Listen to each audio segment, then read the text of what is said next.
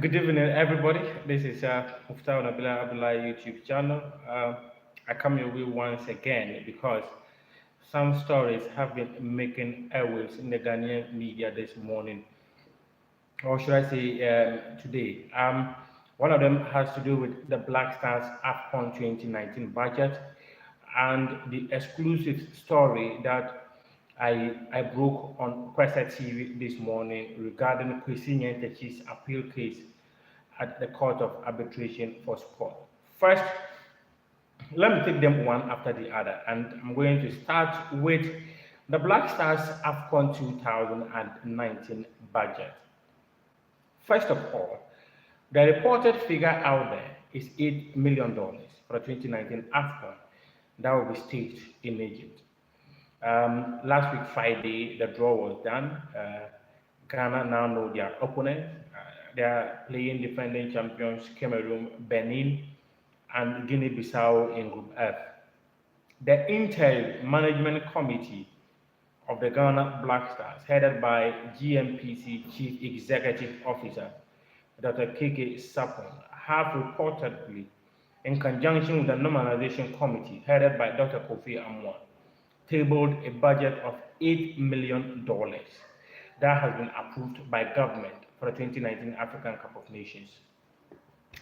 This is a figure I don't have on authority, but certain parts of the story that was released, I had earlier broke that story in March last month. Last month, I revealed that the Black Stars have had their bonuses of $10,000 restored, and that one was a veto from the president of the country. If you just go Google Black Star bonuses restored, that story will pop up for you. I came up with that story in March. That was the latter part of March. And the other part of the story that I have on authority is that for the first time, the Black Stars players will be paid appearance fee for participating at the 2019 African Cup of Nations. These are the stories I have on authority. But the other parts of the media reports earlier today that continue to run in the Ghanaian media landscape is that there's going to be a video assistant that is going to come in. There's also going to be the return of physical trainer Jamie Lawrence, who was part of the Black Stars backroom setup for the 2015 and 2017 African Cup of Nations. For that part of the story, unfortunately, I do not have that. Another one I have authority on is the people who are going to act as scouts for Mr. Kwesi Appiah and Ibrahim Tanko. One of them I can say on authority is that the person is going to be FC Nojasland coach Masoud Didi Dramani. I have this one on authority. So for that one, I can confirm that Masoud Didi Dramani is one of the scouts of Mr. Kwesi Appiah and Ibrahim Tanko for the 2019 African Cup of Nations. The countries they will be scouting, though, is one I cannot talk about. Well, now let me share an opinion regarding the entire budget reportedly put out there for the 2019 African Cup of Nations. In the 2017 edition, the Ghana Football Association had a budget of $3.37 million approved by the government of the country for the tournament. Okay, 2 years down the line, we are going back to an African Cup of Nations with more than 100% of what we spent for the 2017 African Cup in Gabon. What would the money be used for? Actually, for instance, when this government came to power, the Mr. Isaac Isiama, who was the Minister for Sports designate because he was yet to be confirmed, he flew to Gabon, held a meeting with the players and former Ghana Football Association Chief Kwesi Nyantakyi and the now defunct management committee of that Black Stars setup. And this was what transpired. They agreed that the players were going to lose 50% of their bonuses. So the players agreed that they were going to take $5,000. But in the earlier report that I did mention that there was a meeting between the president of the country, Nana Addo Dankwa Akufo-Addo, Asamoah, who is the Black Stars captain, and Andre Ayew. In that meeting, there are so many details that I would not like to divulge publicly. But in that meeting, one of the things that was discussed was about their bonuses. And I can say that during that meeting, when the bonuses conversation cropped up, the president vetoed that it should be restored. I am made to understand is that if he was a player, he wouldn't agree that his money should be cut down. I am made to understand because the content of that meeting it was where I got the story from to talk about the bonuses, and the earlier media reports today corroborated what I mentioned. So the big question is, why do we think that money should be at the center of every single success we want to chalk? I shudder to say that this might just be another grand scheme for people to have money in their pockets. I shudder to say that. But the other thing I also want to mention is that there have been countries that have won tournaments without spending so much to win them. For instance, what sense does it make for me to spend $80 million at a tournament where if I win, I'm going to walk home with $4.5 million? It means I'm losing about $3.5 million. So why would I spend that kind of money? If $3.37 million was used for Gabon 2017, even if we are going with $5 million because we understand that the global market prices of stuff have increased, fine. But $8 million, that's absolutely huge sums of money. And let's not forget, the Baba Yara Sports Stadium has got no floodlights. Can't we use this money, part of this money, to get the Baba Yara Sports Stadium to have some floodlights? I do think it's a complete misplaced priority. I understand that in the meeting between the president of the country, Nana Addo Dankwa Akufo-Addo, Asamoah, and Andre Ayew, it was that the president is so determined to end Ghana's failure to win the African Cup of Nations since 2017. No one begrudges that. But if you make money the center of the success we intend to chalk at the AFCON, I think we are going to fail miserably. I do think so. I do think that money shouldn't be the focus of every single thing we want to achieve in this our quest to win the African Cup of Nations. We failed since 1982, yes, agreed. But money shouldn't be the focus of our. We need hungry players. We need technically and tactically gifted coaches. Cameroon came to win the AFCON when the odds were against them, when 8 of their key players did not make it to the tournament. They just needed hungry players who were willing to die for their country, who were willing to write history, do it for them. When Ghana won 4 African Cup of Nations, Cameroon had won nothing. I can't remember the last tournament where Black Stars players were denied their money. I can't remember any single tournament that Black Stars players were denied their money. Their bonuses have always been paid to them. Even when the team finished second in the 2015 African Cup of Nations, they were given karaoke jeeps. They were given bonuses for placing second. The players walked home with about $75,000. So why must we make money the center of success? And if we win the tournament, then we're probably going to buy a jet for every single player. I think that money is too huge. I think that money is going to be the center of Ghana's beginning to fail for this tournament. I think the political involvement in how football should be managed in this country is a grand scheme to take football to make it a political institution instead of the football society being an independent institution. Now let's move on to Kwesi Nyantakyi, the former president of the Ghana Football Association. Last week, there was a report on a media station, a TV station to be precise. I don't want to mention the name. The host of that show said that the former president of the Ghana Football Association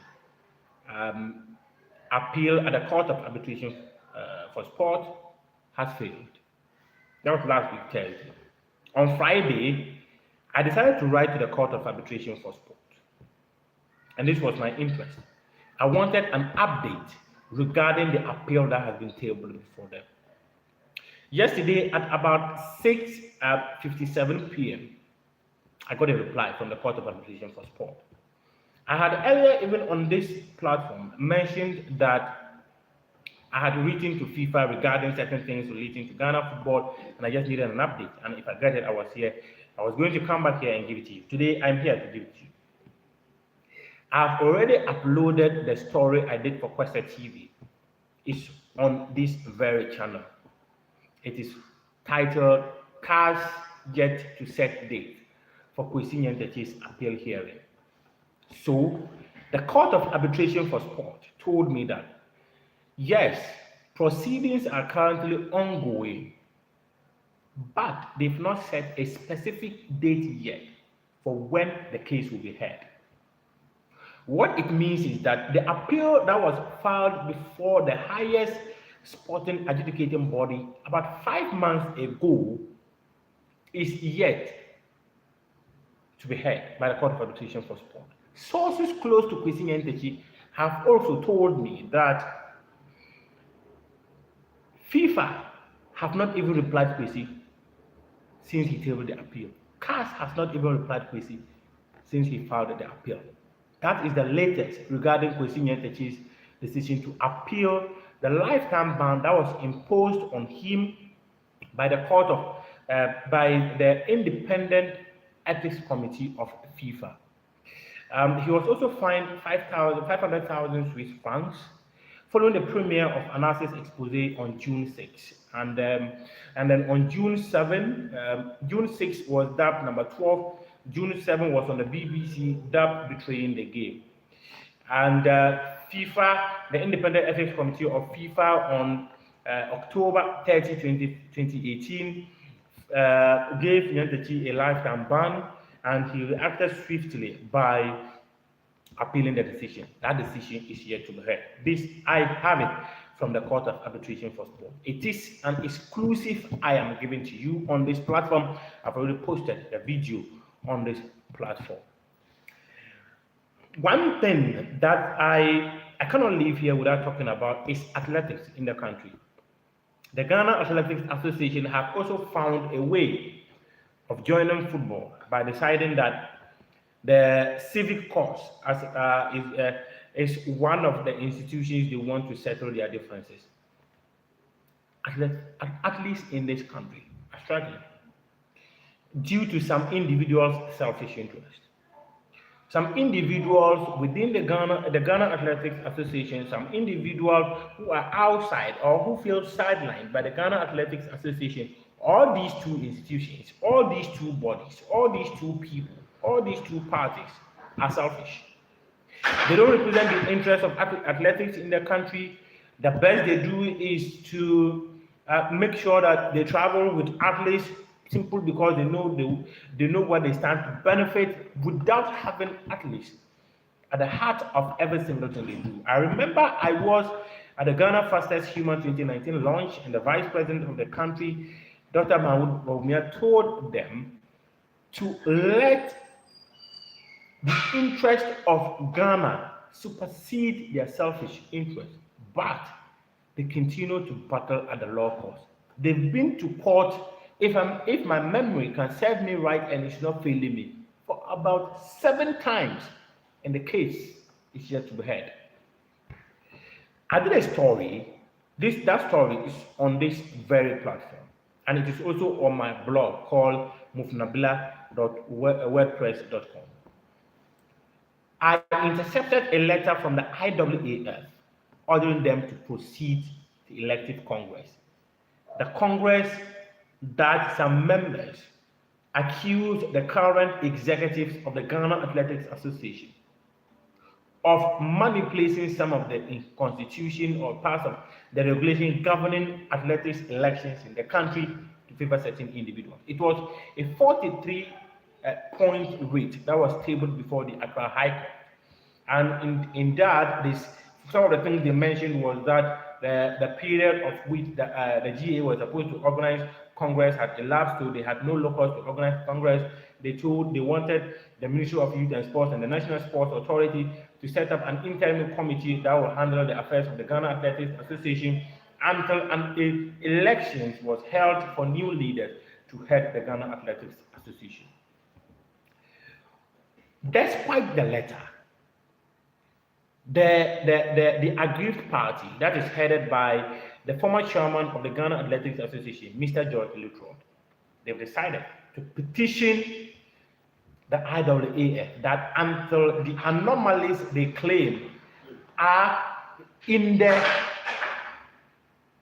elective processes for the 2019 edition of the executive to be elected to head the Ghana Athletics Association, until the anomalies are corrected, they're not going to any Congress. One thing, the GAA in their 2017 Congress reviewed some of their elective bodies, increasing delegates from 19 to 33. This, according to Mr. Lutrod and his team, is an anomaly.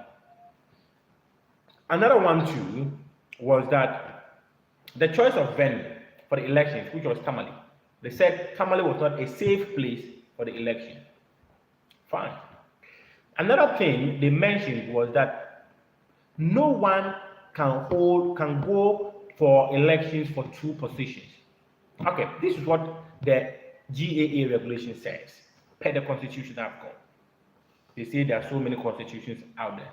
But I have got a constitution that was approved by the IAAF. In that constitution, what it says is that people who want to contest for certain positions within the Ghana Athletics Association will have to be nominated by an individual. But the person gets, so for instance, Muftau wants to contest for the position of a president. Muftau himself will have to be nominated by someone before he gets to the elections day and decides which position he wants to contest for. So it is that position I will stand for that they will vote for me. So someone can choose me to stand for vice president, someone can choose me to stand for treasurer, someone can choose me to stand for president and all that. That is per the constitution I've got. But they say this is an anomaly. So until all these anomalies are corrected, then we are not going to go for the elections. That's the petition that has been sent to the IAAF. Now, this is my malady. The young athletes,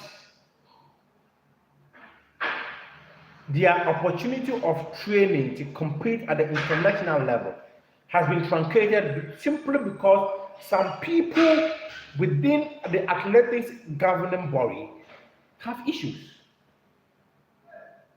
It is not a big deal to be asking for the right thing to be done, no.